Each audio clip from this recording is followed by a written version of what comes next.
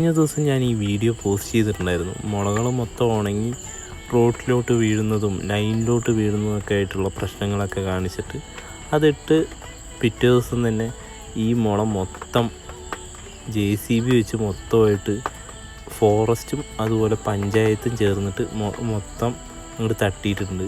ഇതേപോലെ ആക്കിയിട്ടുണ്ട് മൊത്തമായിട്ട്. ഞാൻ വീഡിയോ ഇട്ടിട്ടൊന്നുമല്ല കേട്ടോ ഇങ്ങനെ ആക്കിയത്. അതിനേക്കാളും മുമ്പേ അവർ തീരുമാനം എടുത്തിട്ടുണ്ടായിരുന്നു. ഞാൻ ഇട്ടതിന് ശേഷമാണ് ഇങ്ങനെ ആക്കിയത്.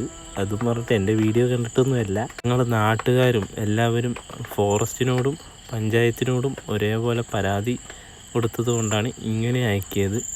ഇല്ലെങ്കിൽ ഇത് ഞങ്ങൾക്ക് തന്നെ വലിയ ഭീഷണിയായിക്കൊള്ളൂ. ഇനി ഇതുവഴി പേടിയില്ലാതെ യാത്ര ചെയ്യാം. മുള തലയിൽ കൂടെ വീഴുമെന്നൊന്നും പേടിക്കുകയും വേണ്ട.